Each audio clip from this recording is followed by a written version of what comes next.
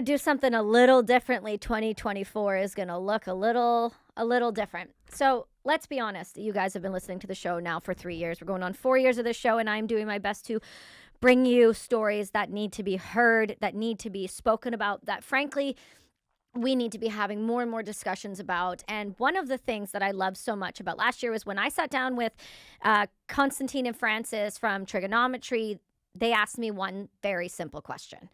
And the question was, what are we not talking about?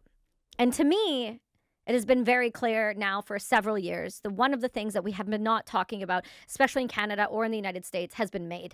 And MAiD is something that Canada has taken on as a solution. If you're listening, you're missing my bunny ears. It's been a solution to a problem, and it's truly not that at all. They advertise MAiD as a way to fix people's lives, be more empathetic, X, Y, and Z, but MAiD simply is dangerous. And I wanted to sit down and have this conversation with you in person, Alicia, because you have a very personal story that if you haven't heard about, I'm sure you're going to be hearing about here in the next little bit. So let's get right into it. Welcome back to the podcast in 2024. Thank you so much for being with me, Alicia. Thanks so much for taking the time. We've been speaking now a little bit about your mom. So why don't you take it away and tell me a little bit about how we met and why we met? Oh my gosh. Well, I feel like our meeting was almost like serendipitous, or, it was kind of meant to be. It turns out we are going to be on a documentary together, and I didn't know that. Isn't that wild when you think about it? It's wild. I had no idea when we first started having our conversation. So we'll take it back to the beginning. My mom was in a car accident in February 2020, and a month later we went into COVID lockdown. So she had experienced a concussion. It was a minor car accident. My young daughter was in the car at the time. She was totally fine. And so we really didn't think much of it. My mom didn't think much of it at the time. But over the next few months, her symptoms started progressively getting worse and worse. And for a period of time, she got a little bit better. Over that summer, she was able to drive a car again.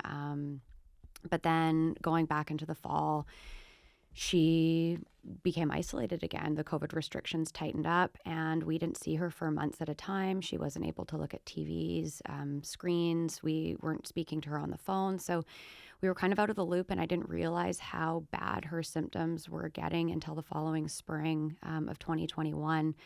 And it was kind of brought to our attention that my mom was rapidly losing weight. Her and her doctors, team of doctors, couldn't figure out what was going on. They ruled everything from cancer, fibromyalgia, HIV, parasites. Like they ruled everything off the table, and they just could not figure out the reason for her weight loss. And it was around that time my sister and I started speculating that maybe there was some sort of mental illness, or obviously there was a traumatic brain injury, but we started witnessing on a weekly basis. We would go over to help care for her, and really noticed increased paranoia, safety pinning bed sheets, and she was wearing her clothes inside out, and something was wrong. And so we really started pushing for her. Maybe we need to go outside of Canada. We need to get some sort of proper care for you. And next thing we knew, we got a notification from my mom's common law partner that my mom had applied for medical assistance in dying, and she was scheduled to die 2 days later. Okay, so stop there. Walk me back a little bit, because I have a couple questions around this. Yeah. So number one, when your mom came to, or you guys went to your mom and you were having this conversation and you became aware that she applied for this, did you know what MAiD was at the time? No. When it was first brought to our attention, my mom had been going through different forms of, therapy to help with her concussion. And I honestly thought they were talking about housekeeping. I know that sounds, ridiculous now. It's kind of ironic that just over 2 years ago, I didn't even know what MAiD was. And now I'm considered an expert on the topic. Yeah, it's wild. So, okay, I got a couple questions about that. Yeah. So even though your mom was a psychiatric nurse. Yes. At this point, you had still never heard of MAiD. You never heard her speak about it. She's never brought it up in another environment where she had potentially had conversations about this with other patients or anything along those lines. It was straight, never heard of it. This is the first time. Simply that put. Yeah. We had never, ever heard of it. Okay. So MAiD gets brought up in your family. In my opinion, I would have, rage would have been the first thing that would have happened. I can imagine you guys had a really serious conversation at this point. She wouldn't speak to us about it. She had suicidal ideation and she wanted to die. And the reason she didn't bring it up to us beforehand is because she knew my personality and she knew that I would not let her go easy. I would not let this happen. I was going to do everything that I could do to stop it, and that's what we tried to do. Okay, so walk me through, you said your mom had a car accident.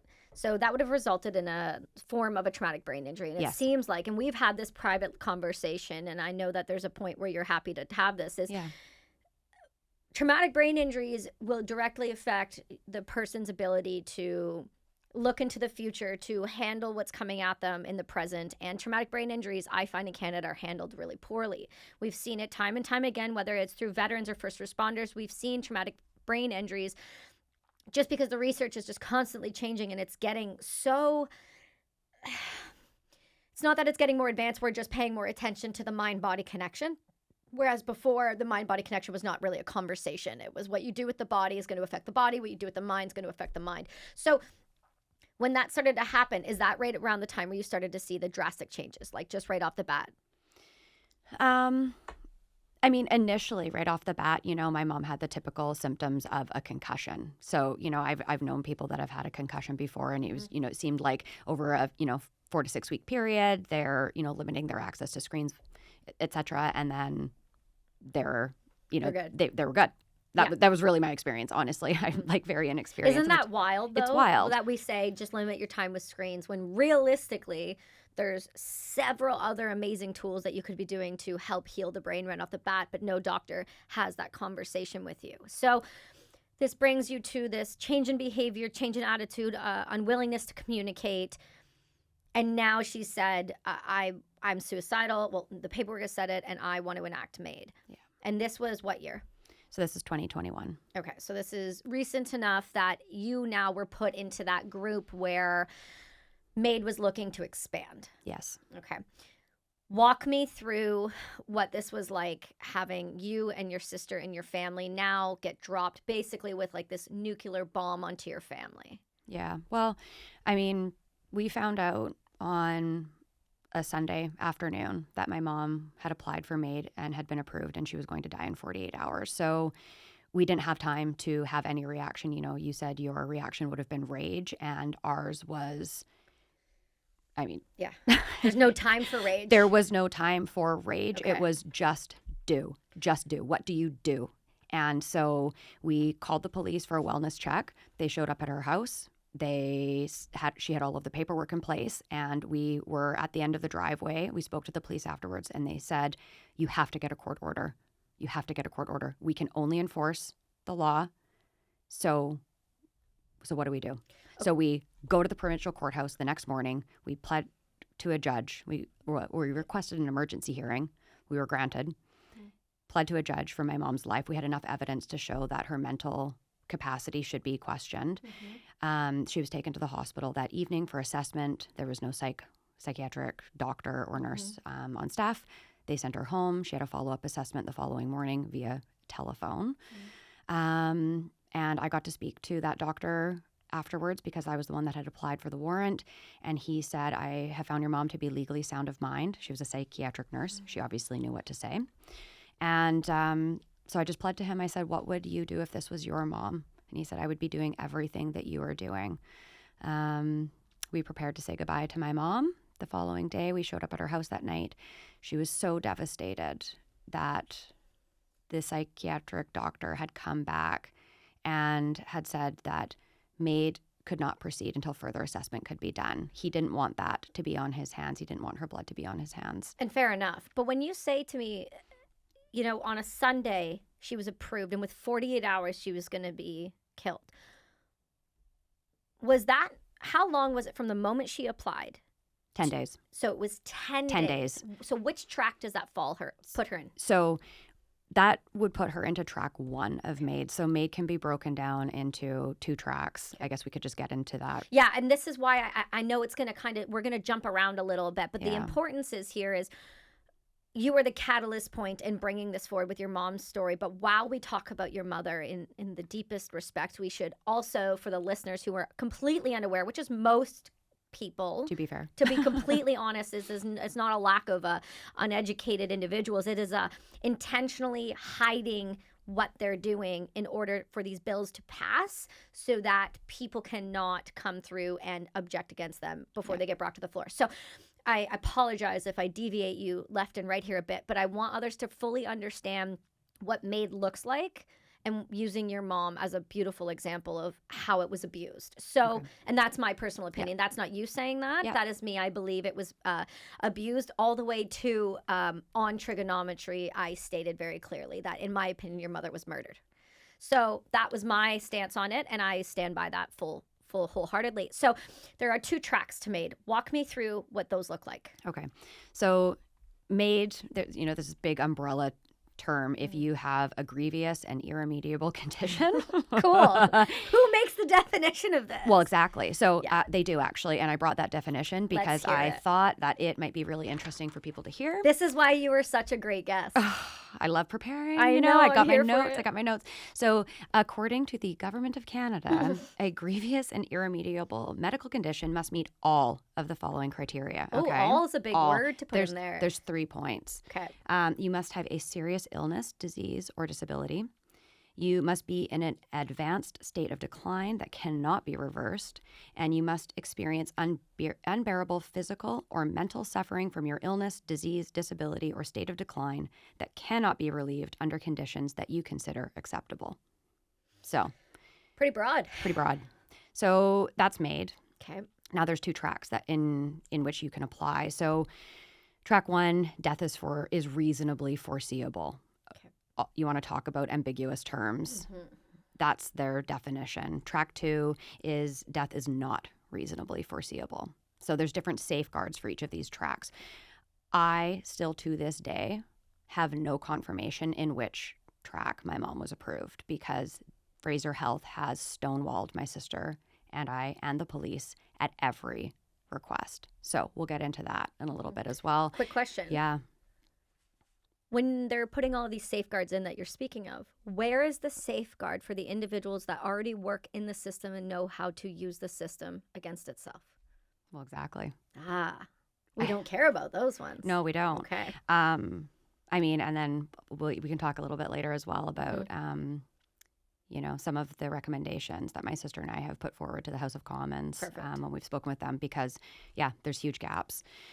So we can assume that my mom was approved under track 1 because she was approved within a 10-day period. Okay. So if death is not reasonably foreseeable, according to the doctor who's assessing, anyway, they have to go undergo a 90-day assessment period, and there's a few more safeguards that are put in place. My mom obviously did not go through a 90-day assessment period, so we can assume that she died under track 1. And track 2 intentionally puts those safeguards in place, but it's a 90-day period for track 2.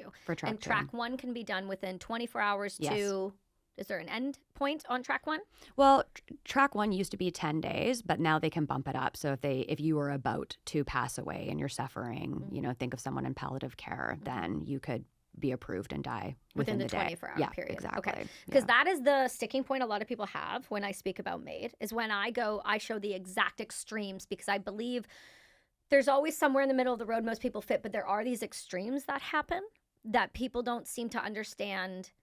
If you know how to work the system, that's right, you can enact the extreme. That's and right. That's what scares me, is the 24-hour period, that 24-hour period that anybody could have their life ended by a medical facility with permissions, not only from the government, but from the physicians who are willing to enact these things. And we're going to talk about in a little bit why doctors are pushing for this, because of the financial improvements to the government when you kill people. So, okay, so we've got track 1, we got track 2, and we can from the data we have, we can conclude that your mom was most likely on track 1 based on the pace of it. Okay. Yeah. So Fraser Health has a pattern of this behavior. We talked about this, but I think it's even better to illustrate is back in, this will be 24 release. So we are 23 recording now in December. But back in this year, right around April, May, we were able to leak documents from the Fraser healthcare system with a direct tie to Newton and Whalley area, where Fraser Healthcare was not only avidly advocating for MAiD, they were intentionally targeting pensioners who were perfectly healthy individuals to go to these seminars where somebody through MAiD, through the Fraser healthcare system, would then go with cookies and tea and coffee and big smiles on their face and show them how to systematically be able to take their own life using the system and gaining the system in ways so that they can justify enacting MAiD. When we brought this forward and the Daily Mail leaked this out on Canada Day intentionally for us, they reached out to Fraser Health for comment. And Fraser Health was asked several questions. And one of the main questions was, how many people did you disseminate this information to? Fraser Health's response was 0. According to the Daily Mail metadata that is on the back end where we can see everything, clearly someone's not intelligent enough at Fraser Health to realize that things are all electronically coded. It was thousands. Thousands of innocent Canadians were shown MAiD as an option to end their life while being perfectly healthy after working their entire lives, paying into taxes, paying into pension, and then once they got to their pensionable spot, saying, you should just die. Well, you're a financial liability now. You are now a financial liability, 100%. And that is where I get my backup, because this is happening where we live, where you and I live. We live in a very close proximity to each other. This is happening in British Columbia, and British Columbia is on track right now to be the largest, most rapid amount of MAiD patients put through in all of Canada, let alone several countries. British Columbia itself is actively taking out more people than the rest of the country combined. Yeah.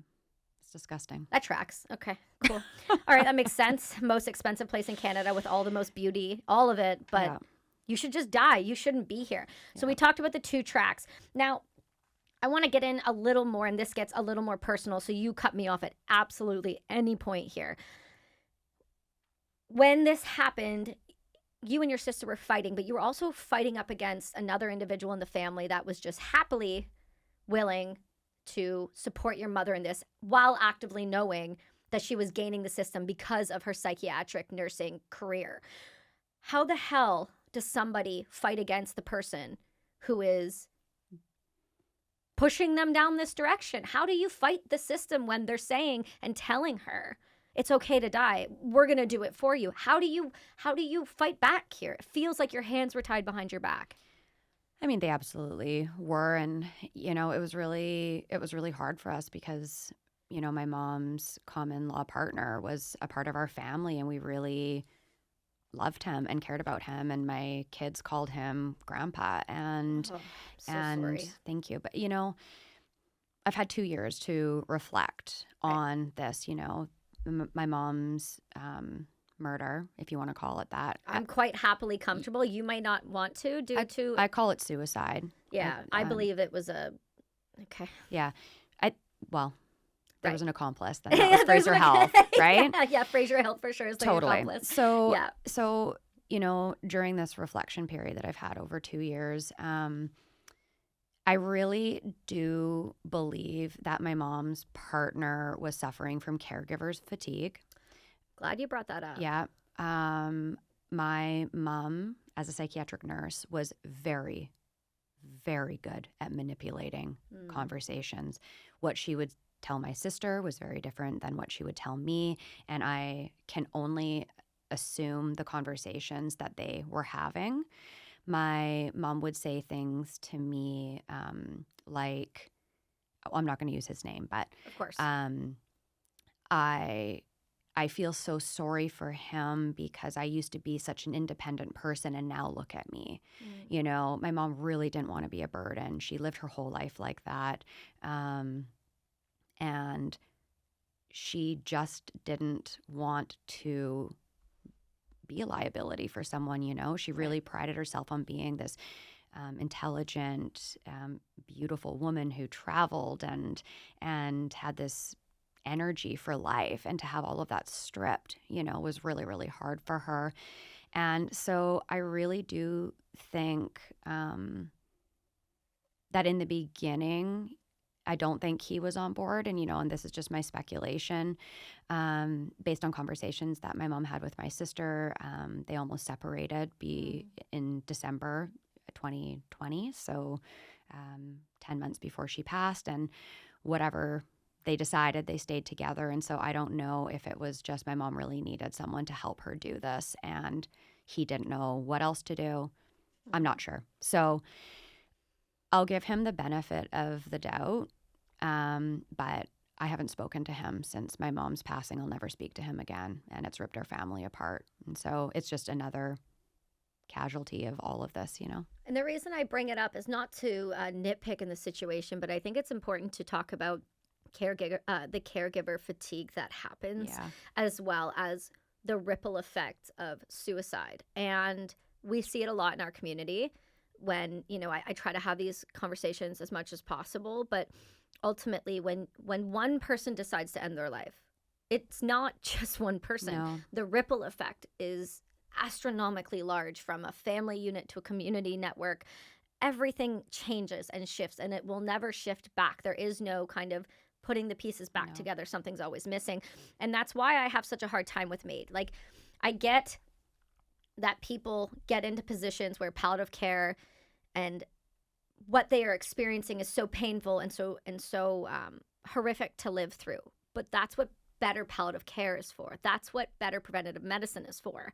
This, to me, feels like a Band-Aid on a situation. And it reminds me of that like commercial where you see it's a big tank of water and water's spewing out and this guy slaps this like weird black plastic on it and it's like, oh, look, it's good. That's going to burst eventually at some point. And that's what MAiD feels like to me. It's a quick fix. But the government in Canada, in my opinion, is not looking at the long-term repercussions of the family unit and what that does to the family unit and how that can affect just general society. I believe it just breaks down society slowly, systematically. Well, it's removed the value of human life, really, in all of this. They're looking at Canadian citizens as numbers. And you're right, they aren't looking at the collateral damage, if you will. You and I spoke about this previously, but I was diagnosed with PTSD after all of this. And, thankfully, I have the financial resources to access alternative therapies. And I have an amazing support system. And, like, what a blessing for me in that. But you can imagine how many people that don't have these sort of accesses and how many people are not going to get that help and they are going to become suicidal or, it's this pattern that happens, right? When you give somebody a label and you tell them that they're broken and then you don't provide them with the tools to dig themselves out of the hole, and then you have a family unit that doesn't understand what's going on from a systematic approach, from just the basic biological function of what PTSD looks like on the outside, how it walks, how it talks, and how it affects the whole family unit. It's why we see the suicide rates being what they are. It's why we see things like MAiD being pushed on veterans first before anybody else. They target the vulnerable, and that's what Canada is doing. And that's what, in my opinion, they did to your mom. So we go from a healthy mother who never took, pharmaceutical medication, was very much that woo lifestyle. That was very much that, take the essential oil. Yes. We're going to use this. Yes. We're going to ground. We're going to do all of these things. Who is a happy, outgoing, loving person to a car accident, in my opinion, to a head injury that went undiagnosed, which caused the depression, which then caused the manic behavior, which then caused the suicidal ideation, which then spun into MAiD. So this is brought forward. You go through the court systems. They put the injunction in place. How does she react? So when my sister and I stopped the MAiD procedure from happening, that's what they like to call it, a procedure. Oh, it's a procedure. It's a procedure. Yeah. Cute. That's not dehumanizing really at all. Yeah. So when they postponed killing my mom, she was so devastated that she attempted to take her own life. So she slit her left wrist and was found on the bathroom floor and was taken to the hospital. And now, ironically, she was now considered to be a risk to herself. So what? Okay.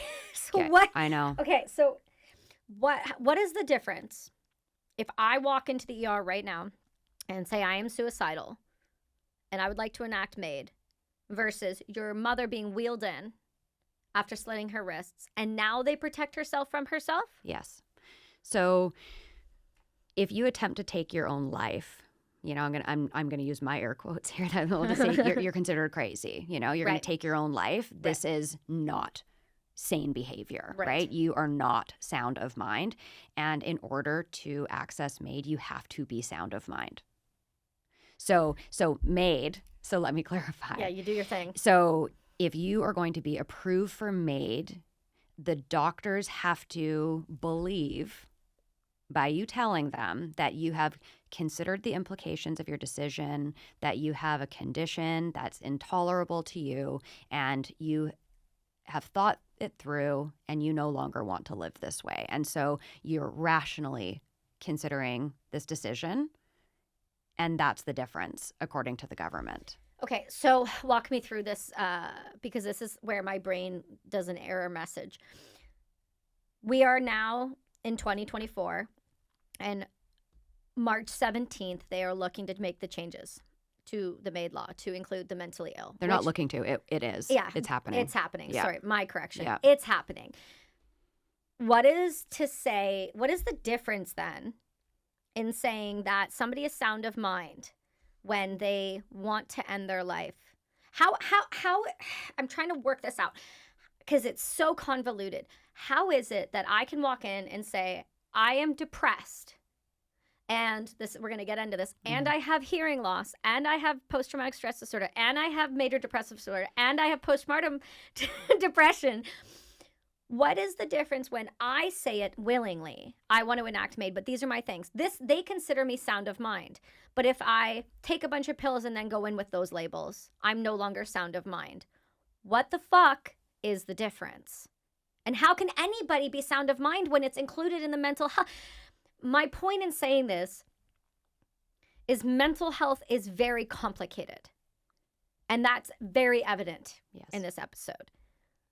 So how can a doctor differentiate me being depressed and wanting to enact MAiD and me being depressed and slitting my wrists and then protecting myself, them protecting me from myself? What the fuck is the difference here? What am I missing? What are we all missing? Because I feel like when we have our talks, I get off the phone and I go, I got to be missing something because there's no way that it's this clear and everyone is okay with it. Well, nobody knows about it, right? Like you said, the people that find out about this go, what the fuck? Right. Right? Like, this is us going, what the fuck is happening? You know, it's the entire process.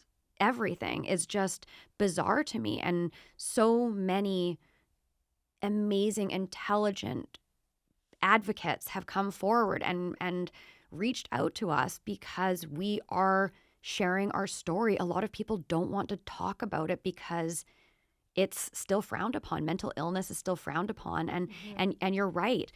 If you are mentally ill, but you are deaf, you can still access MAiD, right? And this is the wild thing, right? People go, no, you can't die because you're deaf. Well, yeah, but you can. You can. Alan Nichols in Chilliwack was approved to die because he was deaf. Yeah. And he was also clinically depressed. Which by definition is where I live. And so let's talk, I'm going to read the statement about this that comes from the government's website about him because I think it's really important to discuss this. Yeah. So look, when you're saying that somebody can be deaf and a cognitive disability, that then defines me. So this individual who was able to access MAiD and who was ultimately killed by MAiD, he had a hearing and cognitive disability. He had recurrent episodes of depression but lived independently. Following a police wellness check, he was involuntarily admitted under the Mental Health Act in British Columbia. Initially diagnosed as suicidal, he was soon after deemed capable of requesting MAiD, even though he was diagnosed as suicidal, which then from their own definition should mean he does not qualify for MAiD. Just throwing it out here, not a lawyer or anything, just reading it. He received euthanasia, MAiD, He was killed 40 days after his admission against the objections of his family, who, Yes. similar to you, who was informed 4 days before the procedure, which means he had 40 days that somebody could have stepped in if they knew what was going on. This occurred under the early legal framework where disability was not sufficient or eligible enough, and an RFND was a necessary requirement.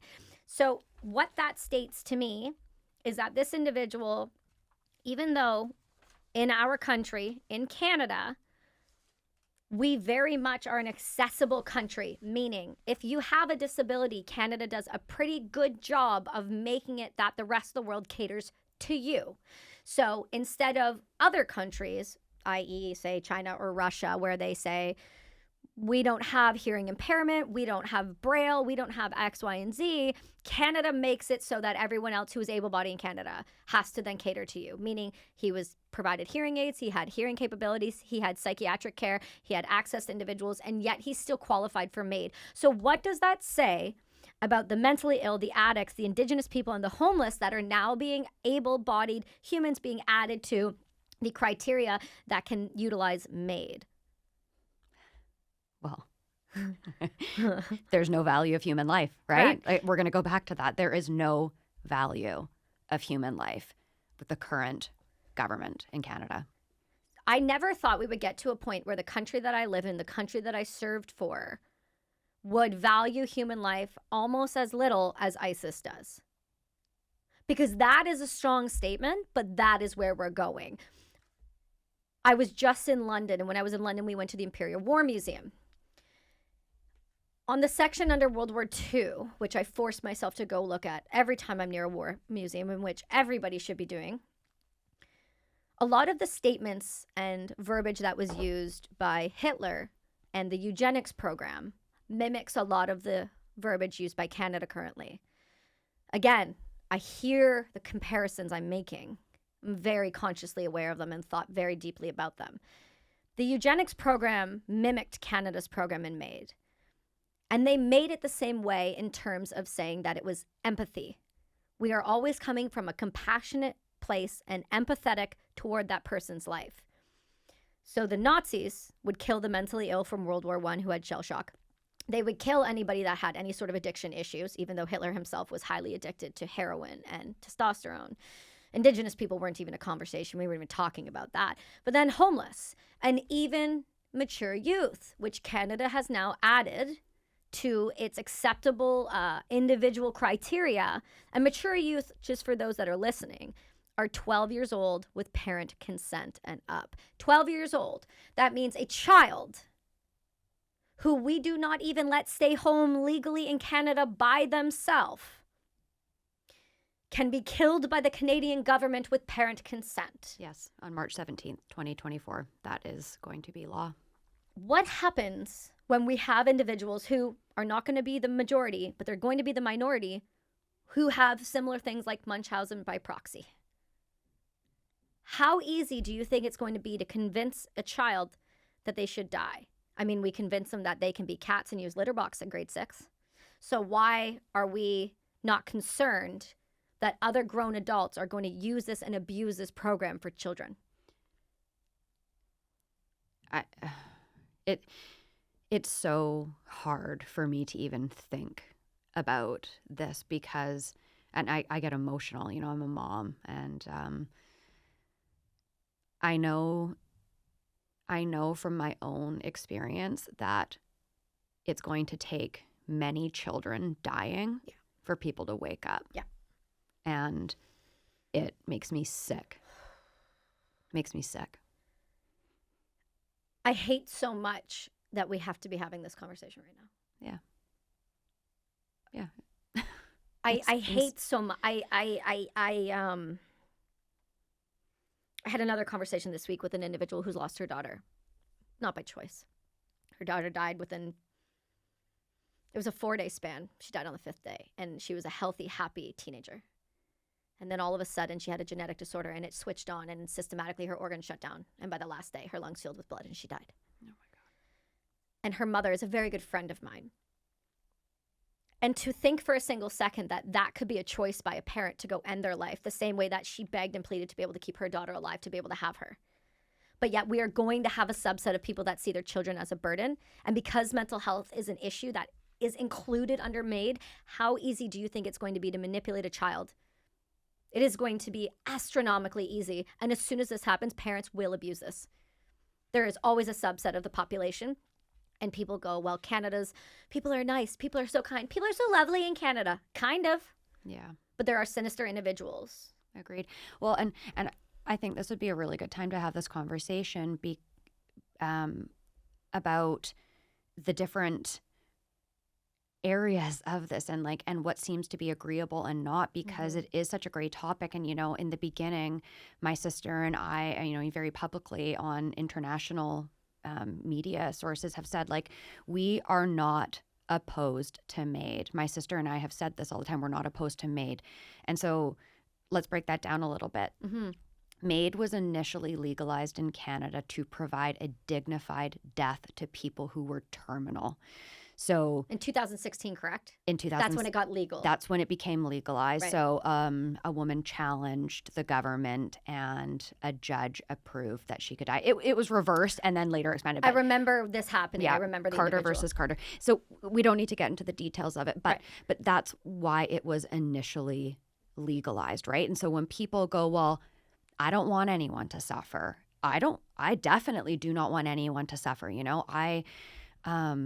I think that's, if someone is painfully dying and we're just watching this happen, wouldn't that be so lovely to provide this gift to them, right? This is how it was approached. This is the empathy. Remember, the empathy. This is where it's empathy and compassion. That's right. So then the expansion became, well, if you have an irremediable condition and you might not be dying right away, it's not terminal, but you are living a painful life and you're going to live this painful, horrible life for 30 plus years, we should also be empathetic towards that, right? And you should also have the autonomy over your own body to be able to do this. And so it just keeps going and it keeps going and it keeps going. And so that's where we've had to take a step back and go, as soon as something is legalized, and you and I have had this conversation, Kelsey, it's that as soon as it becomes legalized, people can challenge the current law. And then it just keeps going and you can't stop it. No. You can't stop it. It's this rolling ball that just keeps getting bigger and bigger and bigger. And then how do you go back? How do you go back? And what we're trying to do through our advocacy work is we're trying to go, wait, just stop. Wait a second. Let's figure out if there is a way to do this properly. Let's figure that out first before we start killing kids, before we start killing people who are mentally ill, people who don't have access to affordable housing, right? People are now accessing MAiD out of desperation and not dignity. And there is a very big difference. No person should have to choose between being homeless or being dead. That should not be a choice. And this is happening every day in Canada. Which is wild. Can you believe that we're talking about Canada right now? No.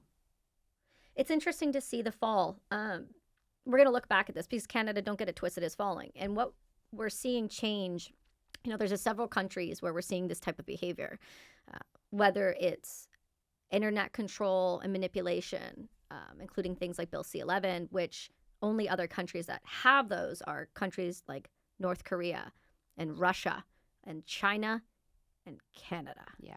The fact that Canada's put on that list right there is disgusting.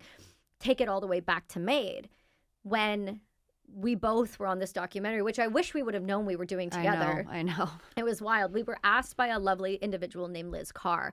Liz Carr is a disabled activist, and she is also an incredible actor who, frankly, she calls her group of people the Crips, which I think was the greatest thing I've ever heard her say. She's awesome. She's a riot, that woman.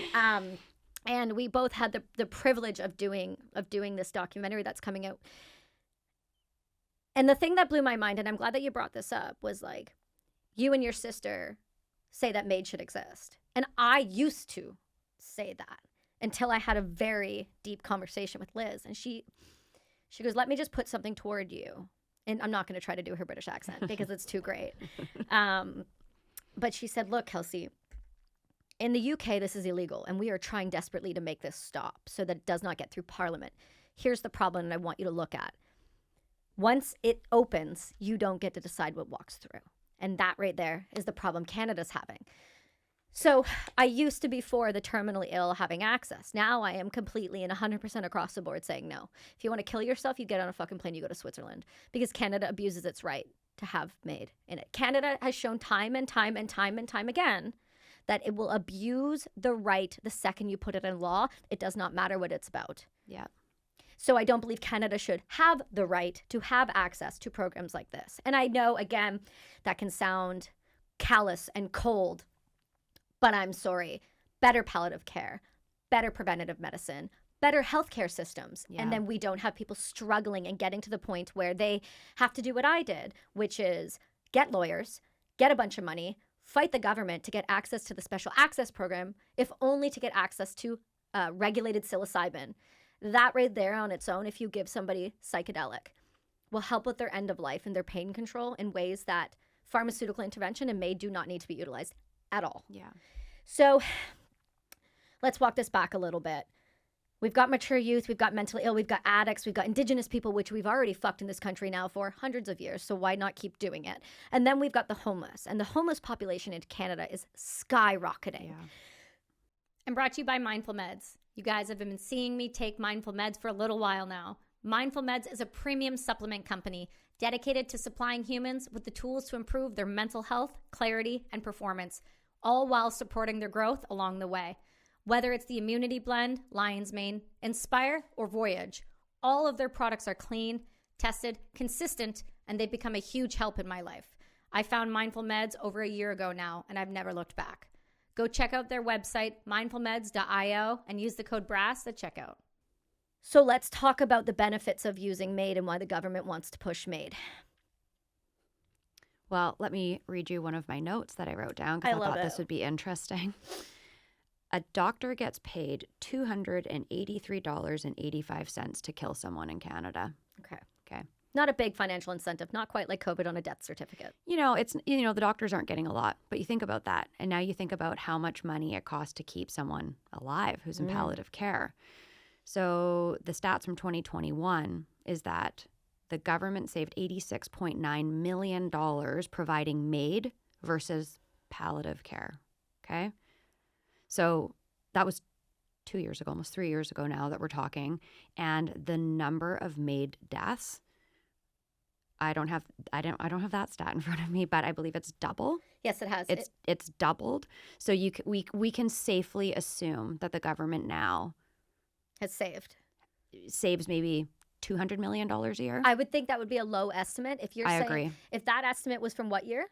What year was that one that you were talking? 2021. This is just palliative care, This is just palliative care. We're just talking palliative care. Right. We're not talking about pensions that they no longer need to pay. We're not talking about people with mental illnesses who are visiting the doctor regularly. Yeah. We're not talking about any of that. Yeah, okay? the burden on the system yes, stuff. We are strictly talking palliative care. So then I know in 2021, I said this on Pierce Morgan, I believe it was 10,500 and we were on track to do over 13,000. Yeah. So in 2022, so if you just put palliative care into that situation, you're looking at hundreds of millions of dollars. So maybe that's where the $360 million to Ukraine came from, because it sure as shit didn't come from us.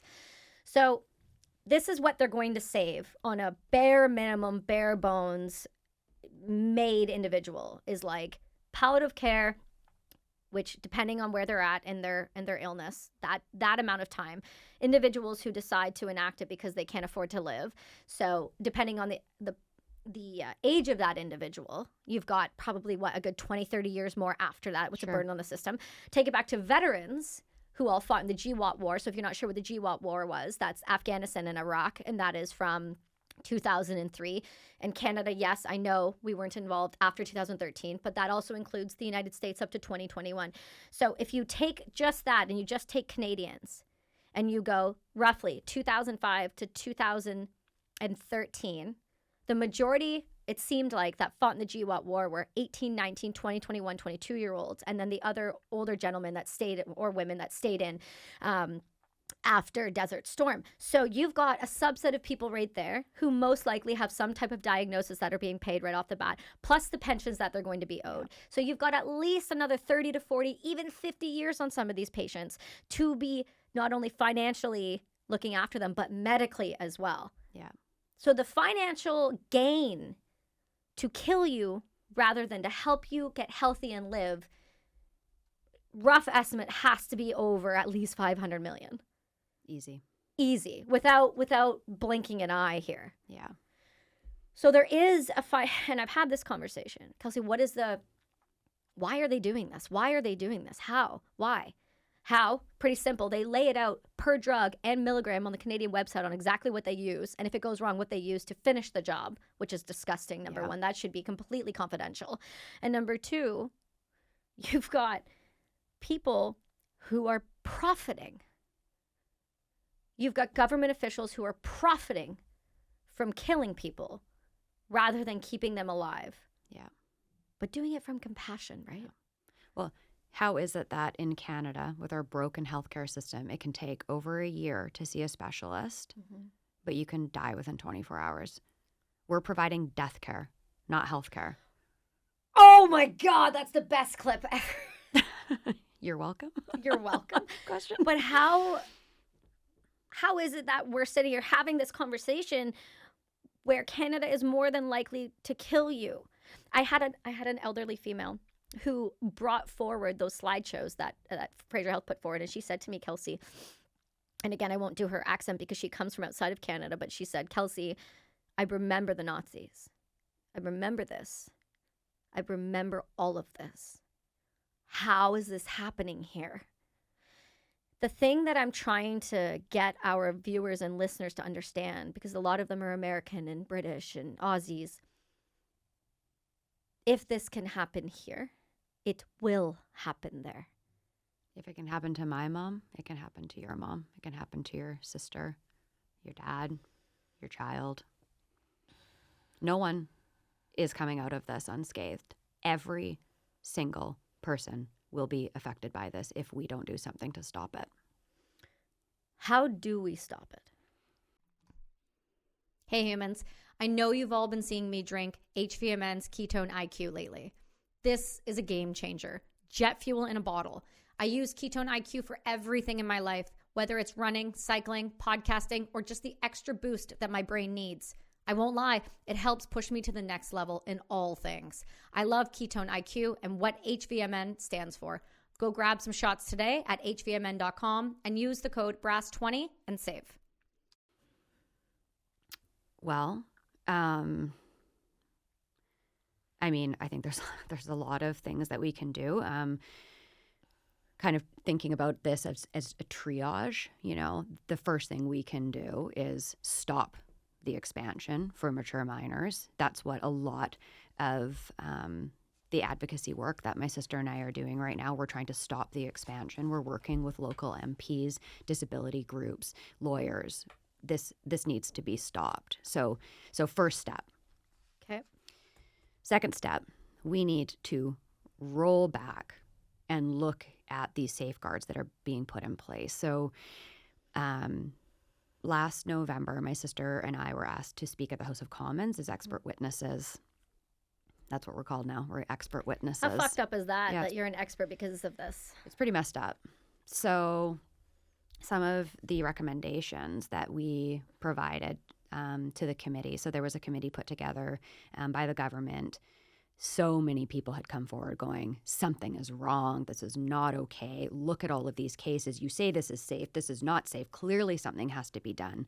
So the government put together a committee, and this committee was designed to go out, do the research, talk to expert witnesses, to professionals, to get information about what's actually going on and come up with recommendations for this upcoming expansion. How do we safely provide this to make sure that people aren't slipping through the cracks, right? So this is what it was intended for. People listening can't see our eye rolls. Oh, but you guys know you can feel them. You can feel our eye rolls. So some of the recommendations that my sister and I put forward were mandatory access to healthcare.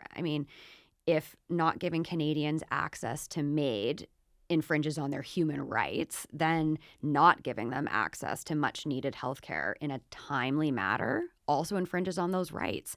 Like, how can you say, well, if you want to die, then you should be allowed to die. But what if you want to live? What if you want to live? We don't talk about that. You have to wait a year.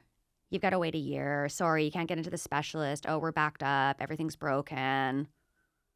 Like, it doesn't make sense. So we have to figure out the healthcare system before we kill more people, right? Like, this is number one. How do we do that? I don't know. That's not my job. I'm not the expert on this, but I know that that's what the problem is. Right. If people were able to have proper healthcare, if my mom was diagnosed immediately and treated, she would still be alive. I know that with 100% certainty, you know? We need to have clear definitions. So there's these ambiguous terms, you know, foreseeable, you know, is your death reasonably foreseeable? What does that mean? What does that mean? Even when I think about that definition right now, reasonably foreseeable, meaning do they have an incurable cancer? Which, again, I have a hard time with, because what could be curable to one person is incurable to another, depending on what they're willing to do. Sure. So now you're a doctor who believes in the MAiD program. Yeah. And I'm going to talk about a specific case that I actually spoke about on the documentary. Okay. I don't know if it'll be included or not. But if you are diabetic and you stop taking your insulin, your death is reasonably foreseeable. And people now with diabetes are being approved to die under MAiD, because if you stop taking your medication. Type 1 or 2. Don't say both. Don't say both. I don't know. Don't you dare say both. I don't know. But so these are the things we can talk about, right? So because these terms are so ambiguous and they're not clearly defined, that anyone can make a case for it either way. So let's clearly define that. What does reasonably foreseeable mean? Does that mean a week? Prove it. Right. Prove it. Do a test. Burden of proof should be on that. That's right. Right. Got it. Okay. Increased number of independent witnesses. So currently there needs to be 2 doctors and 1 independent witness. So, and this independent witness can just be a professional that you've literally had one conversation with. It doesn't have to be a family member. It doesn't have to be a friend. And they're not interviewed. They just have to sign a piece of paper. Okay. So had my sister and I been included in this, and I know a lot of people are going to get, you know, their arms are up in arms about this, because people have autonomy. They're allowed to make their own decisions. Are they? No one. Not in this country. Well, but see, you know what I mean? Pick and choose. Pick and choose what works for you. So what works for the government. If they had spoken to my sister and I, and we could have said, hey, look, my mom's partner said to us 2 weeks ago that as horrific as it would be for your mom to die, at least I would get my life back. Clearly, he is suffering from caregiver's fatigue. He's impartial. You can't you can't speak to him. He couldn't be included as an independent witness because he is an unpaid caregiver. So they actually have put that in place. So okay. He could not be the independent witness. But had they spoken to my sister and I, we could have said, my mom is getting us to safety pin her bed sheets, up to 40 safety pins around, because she can't have a single wrinkle. She's told us, and I have this written in her journal entries, that she thinks she's going to be sniped when she walks out the door. She is paranoid. She will only eat 5 types of food. They have to be pureed. It has to be a certain chicken from a certain grocery store with certain spices on it. She was eating pureed chicken. She would only eat pureed food. She said it felt like she was eating shards of glass. Yet when we had her went after she slit her wrist and she was put on a 48-hour hold in the hospital, well, guess what? That lady that could only eat, and again, air quotes here, could only eat pureed food, she had roast beef. Yeah. She was diagnosed with somatic disorder, I believe, psychosomatic disorder. Okay. Well, guess what? She didn't like that. So next conversation that she had with the psychiatrist, she had it reversed. Oh, no, I didn't mean this. I meant that, because she was a psychiatric nurse. She knew what to say.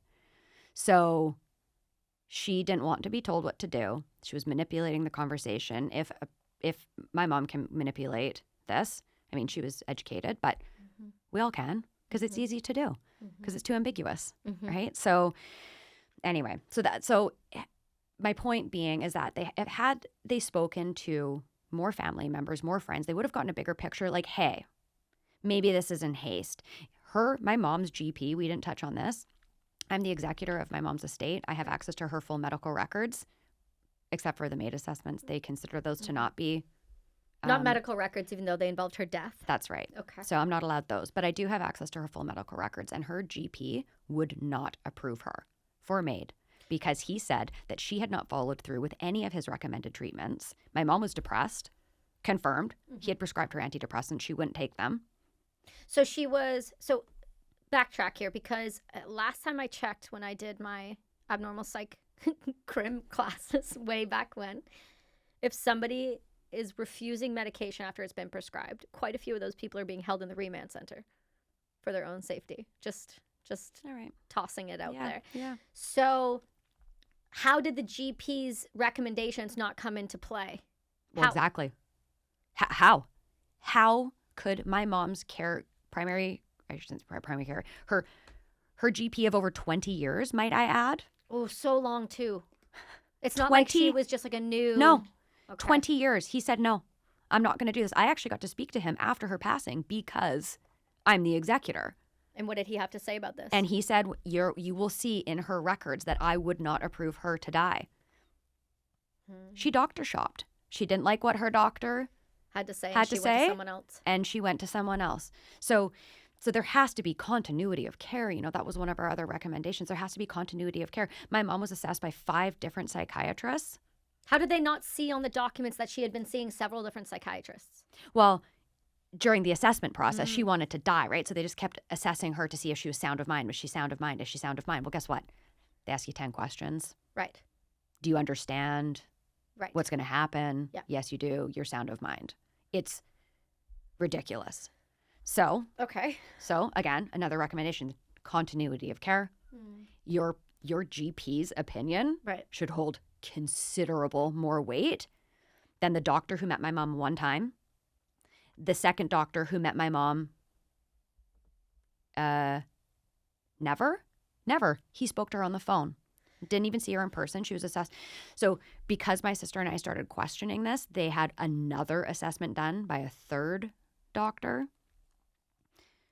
Sorry, I'm going to clarify that. And 1 nurse practitioner and 2 doctors. It was a nurse practitioner who killed my mom. So it wasn't even a doctor. So that in itself right there is terrifying for several reasons. There can be other reasons why somebody is willing to do something, but the fact that it's not even a doctor that was the person who ended her life, but it was a nurse practitioner, which, look, I know nursing school is extensive. I understand most of them know a lot more than most doctors because they're constantly in the thick of it.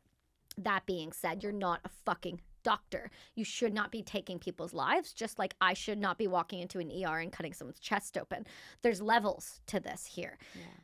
When you have the individuals that are named as her physicians who ultimately said yes, how does that work in terms of accountability? Well, I'll get to my next point then, is that there is a third-party independent review that is done postmortem. By whom? By the MAiD Oversight Unit. So that's like saying the Nazis that said that you could die, just to double check to make sure they had all their ducks in a row, to make sure that they weren't going to get sued. We're going to get the people who are the heads of the program, who support the program, to make sure it looks like that she was justifiably killed. Well, no conflict there. So I do believe the MAiD Oversight Unit is independent. Are they? Again, I cannot confirm. I don't need you to. I'm just going to speculate very broadly here that if somebody works for a MAiD program, whether you are impartial or not, that is simply like saying, oh God, what's a really good comparison here? Let's just go with, a police officer who was involved in a shooting, who shot somebody, didn't mean to. It was justified. It was justified, right? It was justified because they had a weapon. They come to find out they never had the weapon. But then that person's boss comes in to do oversight. Are they impartial? No. I don't care if you're a third party. You're that person's boss. You're in that chain of command. I don't care if it says it's impartial. If you run under the Canadian.gov MAiD program, you cannot be impartial. Yeah. That's just a reality that you don't have to like. But if you are associated or paid by or government official or healthcare as MAiD at all, that is not impartial. Period. Full stop. Well, what really, I guess, like grabbed our attention when we read this, and whether it's impartial or not, is the fact that it's done post-mortem.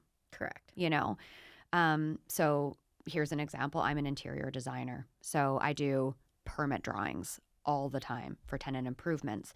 There needs to be registered professionals that are reviewing the drawings to make sure that the travel distances for fire safety are met, that there's enough washrooms for people to use, a structural engineer to make sure the building doesn't fall down. We need to ensure that this building is safe for people to be in, should there be an earthquake or a fire or, you know, any of these things that could possibly happen. So these are all done before the building's built, right? Makes sense. You don't want to make sure, or you want to make sure that you're building a building that's safe. Right. Right? So we have a government system that's put in place. There's plan checkers. There's structural engineers that are signing off. Everyone's reviewing these going, yes, okay, based on our current codes that we have written that are clearly defined. That are clearly defined. Sometimes overboard, you know, but they're clearly defined. It's met these standards. We've built the building. People are safe to be inside it, right? Makes sense. Could you imagine I do drawings for a building? I don't really know anything about structure, but like, yeah, it looks pretty good. I've built I've designed a building kind of like this before. Nobody checks anything. The building gets built and then it falls down and we go, oh, whoops. 1,000 people died. Whoops. Sorry about that. We'll do better next time. Maybe we'll see. Like that. This is asinine. It's so simple that if there was a third-party independent review, truly independent, in my mom's case, my mom it was written down that frailty, cachexia, and central sensitivity syndrome were the 3 conditions that met her approval for MAiD. So it was reviewed by the MAiD oversight unit, because every MAiD death is approved. Well, she had blood work done in the hospital. Can you confirm that she had cachexia, muscle deterioration? Right. You can do a blood test to show that. Right. My mom was upset in the hospital. She told me, because I was with her, that she had blood work done and everything showing up normal. She was upset about it because she wanted to die. Right. Right? And I said, Mom, everything is showing up normal because you are not dying. Right. You know, we were pleading with her. Right. Right? Prove to me she had cachexia. The MAiD oversight unit didn't see that. Right. Or do they? Then show me. Transparency. We need transparency. Just show me. Part of that problem then, though, with transparency, it's going to open them up to lawsuit, because there's inevitably, with the amount of people and the rapid pace in which they've been taking people off the face of the earth, there is going to be a case, a bare minimum of one, where someone's going to go through that and go, this was not justified. Well, why do you think they're blocking us from getting I all know of our why assessment they're records? blocking you. It was an absolute cover-up. They killed my mom and they screwed up. Yeah, I know they did. And that's the thing that's terrifying, is you're over here on international media having these conversations, and yet still somehow no one is looking at this and going to the Senate and going to the government and going, this has to stop. There's no pressure. There's no points of movement. They're just ignoring it, to the point where last week, I didn't call you and tell you yet, but last week I had an interview with CBC. Okay. And they wanted to have a conversation with me about the SAP, the Special Access Program, and how I was so lucky to get access to regulated psilocybin. 130 Canadians have access. I'm one. People have to fight tooth and nail with a lawyer and the amount of financial implication just to be able to get access to something that we know can prevent, heal, and move people to a place where they no longer qualify for MAiD. So he asked me, aren't you so happy? And I said, well, how can I be happy about this? I mean, I'm happy that I got access. He goes, well, don't you see that as Health Canada moving forward, being willing with the emerging treatments for the Senate subcommittee through the recommendations? Are you not, encouraged that healthcare is going to get better? I said, well, How is healthcare going to keep getting better when we have a solution to problems that we're still willing to kill people for? Why is it that it is easier for me to walk into a waiting room and be killed in 24 hours than it is for me to get access to psilocybin that grows in the ground? Why? And I said, it's simply put, until they find a way to make money off of it, you are not getting access to it. Yeah. Funny enough, they've found a way since 2016 to make money off of people's deaths. That is why we are all getting access. Yeah. And that's why it's being given to everyone, including children. Yeah. So since 2021, there has been a 10 times amount of death in Canada using MAiD. 10 times. Just to put that into perspective for people, like you stated, $86.9 million has been saved in palliative care, just from palliative care alone. You've got department stores in Canada, including Simon's out of Quebec, who decided to advertise their home goods by bragging about how great MAiD is. It was, frankly, one of the more disgusting things I've ever seen. And the fact that that has not been canceled, similar to the way Target has, blows my fucking mind. Maybe I'll just get turning points on it and we'll see what happens with that. I'm sure they would love that conversation. Let's talk a little bit more about the implications of your family, and now that your mother is no longer with us, and what that has done and how that has played out. Well, I can talk about MAiD and I know. And the laws and my opinions and that stuff. But, it's really talking about my mom and who she was. And that really, it's hard to speak about, because my mom was my best friend. She was my best friend. And we traveled the world together. She was a huge support in our family. My daughter and my mom were very, very close. My daughter's now 15. Days before my mom died, my daughter pled to her, please don't do this, Grandma. I can't imagine walking across the stage when I graduate and looking out and not seeing you there. My sister has a sweet, sweet little 5-month-old baby boy, and my mom never got to meet him. My family is torn apart, in a way. I feel that, I've become the person who needs to hold it all together for my family, because she was the one that did that all. It was kind of like this torch was passed, and the only way that I know how to make sense of her death is to make sure this doesn't happen to anyone else, Mm-hmm. To me, that is the only way that I can make sense of her death, is making it be for something. If she can't be here, mm-hmm. let's use her story to save other people's lives. She devoted her entire life to helping people with mental illness, and now I have that torch. So that's what it's been like for our family. My partner, who is so amazing, he was the one that received a text message from my mom's partner, and he had to be the one to tell me that my mom was dead. It's been hard on our relationship. How traumatic for him too, like you talk about all of these things.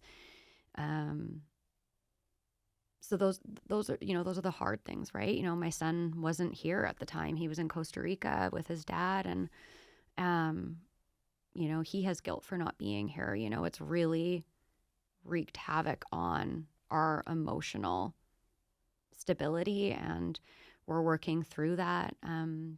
The blessing in this is my sister and I have become really close, and we are working together, and we have this common goal.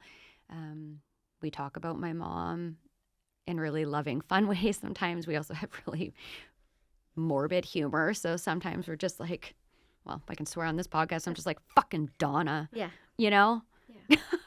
Leaving us here with all of this stuff, but like, we do know she would be really proud. We do know she would be really proud of everything that we're doing.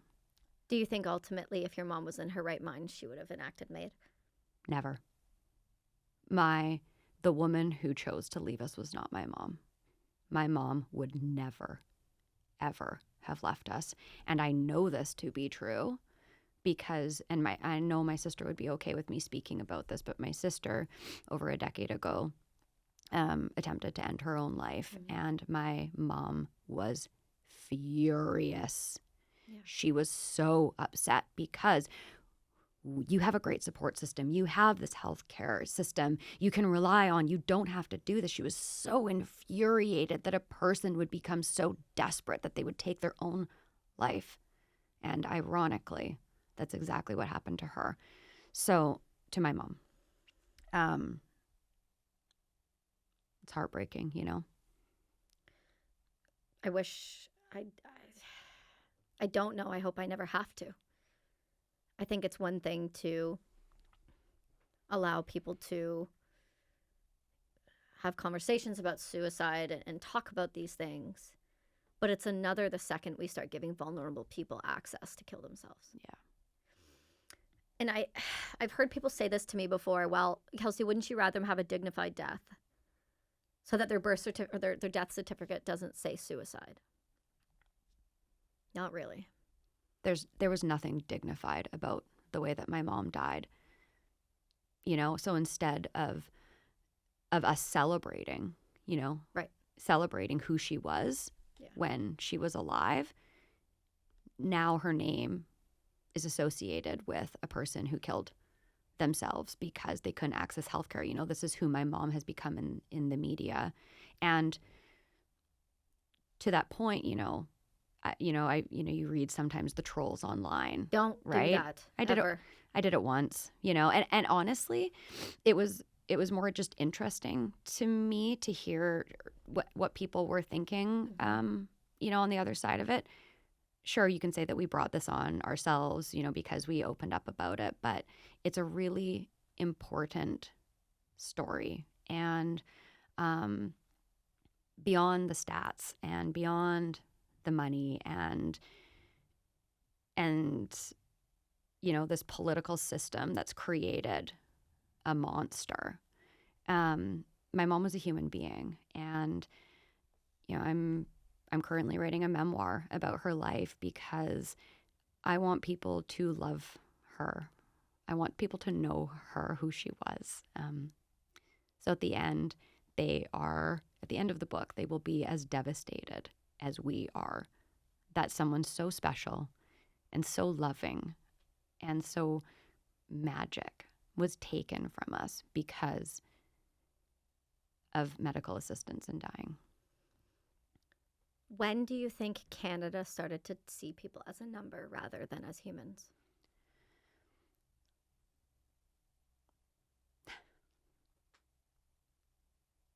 I don't know. I really don't know the answer to that. That's one of the hard things, I guess, about this experience is that I've become a really cynical person. You know, I really did believe that everyone really did act in the best interest of everyone else. And I surely believed that our government acted in the interest of its citizens. And I just don't believe that anymore under our current political government. When this happened and this started to come out and you reached out to media, who was willing to tell your mother's story? The first person who actually really gave us a voice and I think really put us on a fast track was Avis Favreau from CTV. And she's been reporting on the healthcare system and you know this topic specifically for a very long time. I mean, since the inception of the program, really. And she's such a heavy hitter and such an amazing person and really connected us with some important people that are doing important work. Trudeau Lemons out of Toronto and Ramona Colho, she's a doctor who's really facilitated our connections with the House of Commons. And just these incredible people that care so much for vulnerable humans who don't have the energy or the voice or the means for themselves, and I just feel like really, I don't use the word blessed often, but I do. I feel like really blessed, or guided maybe is a better word for this. I feel really guided in all of this and the connections that I've made, and you being one of those people. Yeah, you can thank Brad Newell for that from King of Yeah. Floors. Brad's been a good friend for a long time. I was at a special forum on MAiD, and What a guy, eh? what a guy, and he came up to me and he started speaking to me and just said, "You need to meet my friend Kelsey." And I said, "Oh, King of Floors. Oh, do you know Troy? He's my rep. I'm an interior designer. I bought flooring off him years ago. These like weird little connections. I buy your floors. So. Yeah, lovely. And then he connected us, and I really do feel that this is how this journey of advocacy has gone for my sister and I. I really do feel that it has been guided for us. I'm a pretty good manifester, so I'm pretty good at manifesting things, and I'm just meeting the right people at the right time that are connecting us so our story can be heard. Were you religious prior to this experience? No. Do you feel a level of religion now?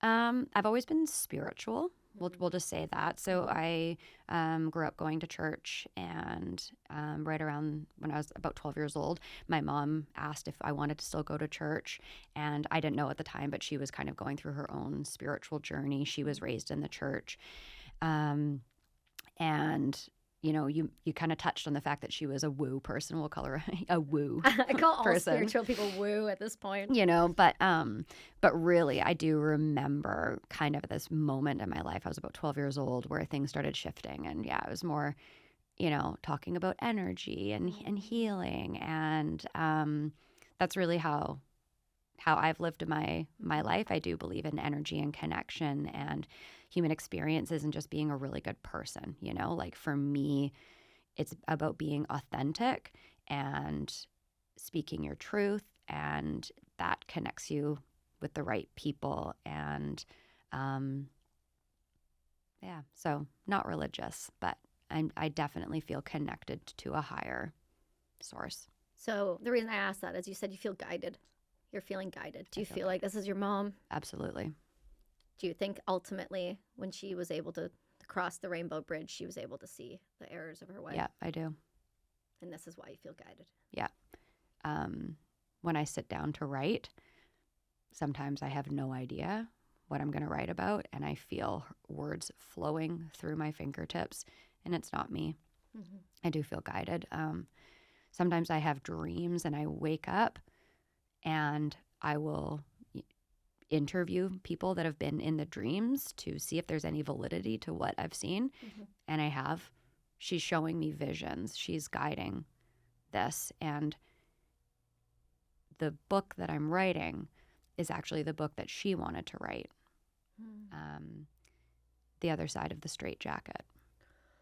Oh, shit. Is that the name? That's the name of the book. Oh, my God. That's so good. When I was little, my mom told me one day she was going to write a book called The Other Side of the Straitjacket, and it was going to be about mental illness from the patient's point of view. Wow. So in this crazy turn of events, I'm writing this book. She's writing this book through me, and she is the person with the mental illness that we're writing about from her point of view. Wow. Yeah. I got all the goosebumps when you said that title. Wow. I hate so much that you and I had to meet this way. Me too. But I'm very grateful that we have. Me too. I think it takes a lot to obviously come and speak about something so personal, something so heavy and so triggering, if you will. But you seem to be handling it with grace. How do you think that is? Well, it's not always been that way. There was a period of heavy drinking after her passing, and I just really did not want to be on this earth anymore either. And I just wanted to be with her. I've gone through a lot of therapy. I've done ketamine. I am now microdosing psilocybin. I have weekly therapy sessions. I'm really doing the work right now because wasting my life away in grief and despair wasn't doing any good, wasn't doing her death any justice, her life any justice. And so I think that my grace in this just comes from just feeling her guidance. And I know that she would just be so proud, and that gives me, the courage and the strength to just keep moving forward in this journey. And that's what it's about. What's next? I don't ever really know that answer, We take it in waves as they come. I feel like there's lulls in this, and then a real urgency for briefs to be written for the advocacy side. From the writing perspective, I think just sharing my mom's story, hopefully this can be an opportunity for us to potentially raise some funds, and maybe there's a legal case in the future for this. We'll see. We've spent upwards of $40,000 at this point now on trying to get access to her MAiD assessment records, and we've been stopped. So at some point, those funds run out, and so we're just going to take it one day at a time. That's it. That's all I know. I just know that we'll never stop. Have you ever thought of running consulting for individuals and families who somebody in their family is trying to enact MAiD? No. Might be an interesting position for you, miss. Interesting. So many people feel so helpless. Yeah. So many people. If there's anyone who is listening to this, my sister and I have a website, and I know you'll have it in the show notes as well, but in memory of Donna Faith, and our information is there. Anyone can reach out to us at any time. Many people have reached out to us, and I now consider a lot of these people to be my friends because we are bonded in this trauma bond. Shit. This trauma bond. Yeah. I love that you said that. My girls' group chat. Oh, God. Is it called trauma bond? # trauma bond. Yeah, it's a real. This is my morbid humor, right? No, it's, there's something we learned in the service. It's just dark humor. And, you have to laugh your way through things in life. Otherwise, they'll break you in half. And so I think there's that's one of the other reasons I'm moving towards interviewing some comedians as well, because I think comedy and laughter is one of the best ways to heal. Yeah. Even if it's heavy and dark. Yeah. But I think ultimately it's another tool in the toolbox. Agreed. And I think it's only going to help others. So before we end, you've told everyone where they can find you. You've told everyone where they can get a hold of you for support. What is one thing you wish that people knew about your mom?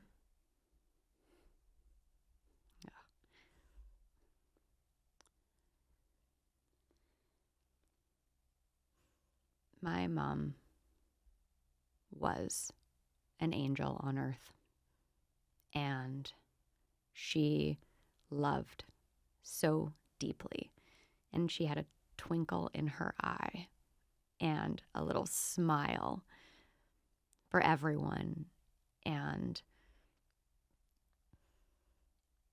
everyone who knew her felt so loved by her. And I think if we can just live our lives a little bit like Donna did, then we would all be better people. I cannot think of a better way to end this episode than with that right there. Thank you so much. Thank you so much, Alicia, for being so willing, so vulnerable to talk about something that most people, I pray, never have to experience in their life. Thanks for having me. Thank you for being here. Everyone, that's been it for this week's episode. If you guys are trying to understand MAiD, you are trying to figure out if this is something happening to you in your life, we will put some documents inside the show notes where you guys can get access, where you guys can take a look at this, where you guys can try to understand the system that we are speaking of. Furthermore, where you can hopefully prevent somebody else from enacting MAiD on themselves by giving them the tools and the ways forward so that they don't have to become another victim of the Canadian government. I don't say that lightly. I say that in the truest sense because I do believe ultimately the government is abusing their rights, taking body autonomy away, and ultimately allowing vulnerable individuals to take their own lives. We should never be promoting this. We should never be accepting this. Moreover, Canada stands for something more than this. We are better than this. Please stand up. Please write letters. Anytime something comes down the pipe about MAiD, we will do our best to let you know how you can stop it, prevent it, change it. Because come March of 24, we've got a big problem on our hands and we need to start paying attention really quickly. So that's it for us. Thank you guys so much for being here on this week's episode. We will see you all next week.